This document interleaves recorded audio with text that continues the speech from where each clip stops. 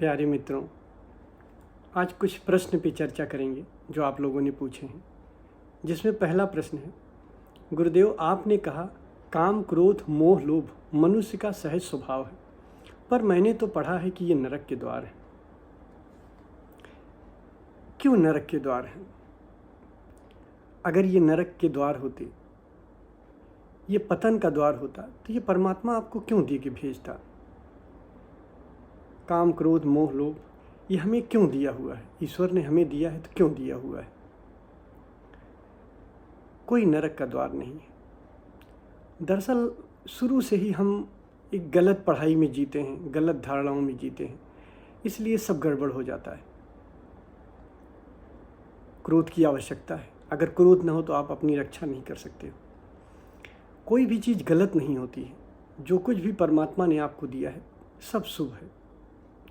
दरअसल 3 तल होता है, ध्यान से अगर हम समझें।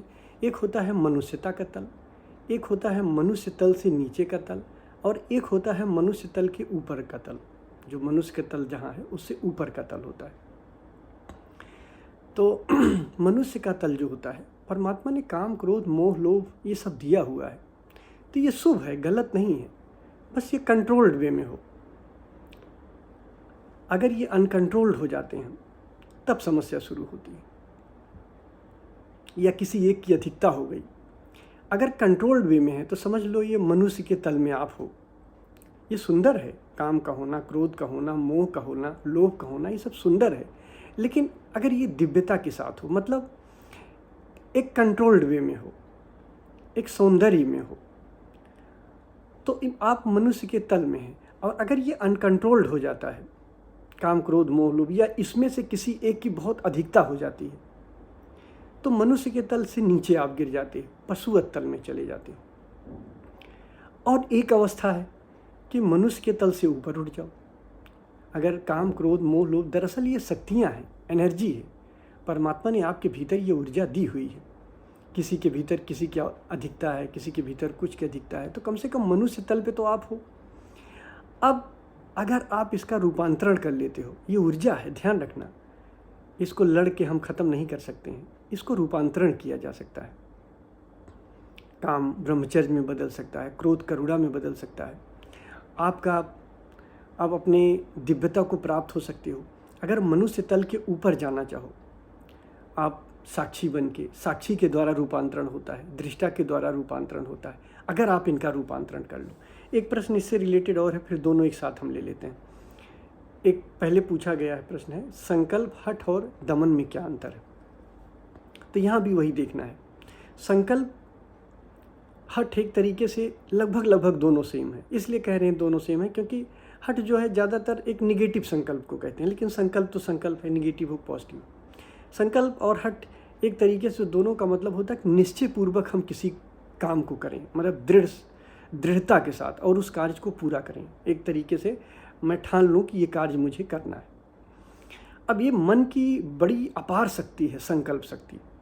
तो अगर हम इसका उपयोग शुभ के लिए करते हैं, जैसे एक होता है कि हम अपनी इंद्रियों को दमन करने के लिए कर लेते हैं कि हम क्रोध नहीं करेंगे, चलो आज के बाद हम 6 महीने क्रोध का व्रत ले लिए, नहीं करेंगे।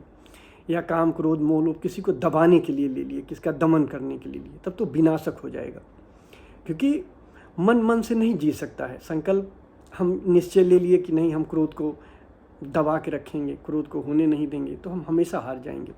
क्रोध का रूपांतरण किया जा सकता है अगर हम इस बात का संकल्प करें कि हम संकल्प करते हैं कि जब भी मुझे क्रोध उठेगा तो मैं क्रोध को देखूंगा, सिर्फ उसको साक्षी की तरह देखूंगा, उठते हुए देखूंगा, फिर उसको विसर्जित होते हुए देखूंगा। जब भी क्रोध आएगा तो मैं उसको विसर्जित करूंगा, उसको देखूंगा उठते हुए, तब तो ये शुभ है, ये संकल्प।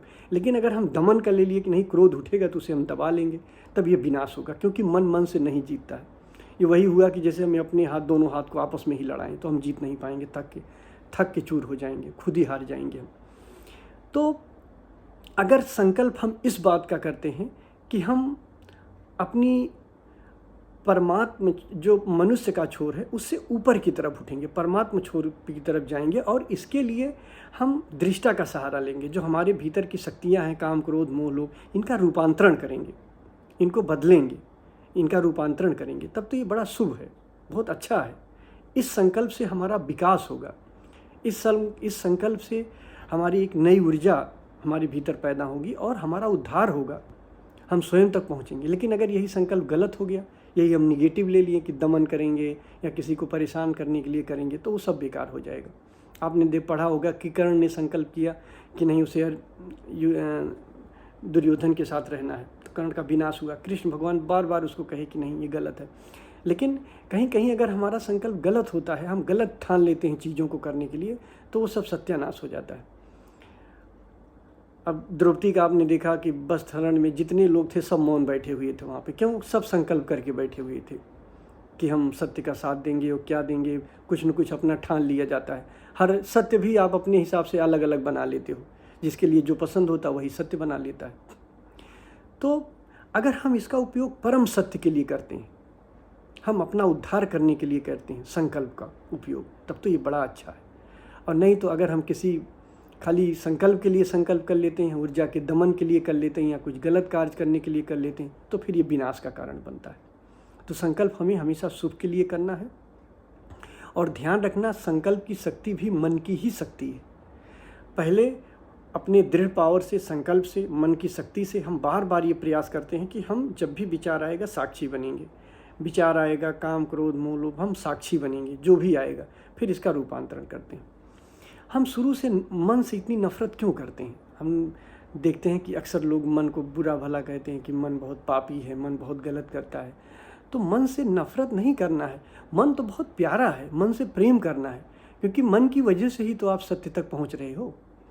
ये ध्यान रखना, मन कभी नहीं रुकता है, जीवन में कहीं नहीं रुकता है, सिर्फ एक ही जगह रुकता है, परम धाम में, परमात्मा में, आत्मा में जाके रुकता है, वहीं जाके समाप्त होता है।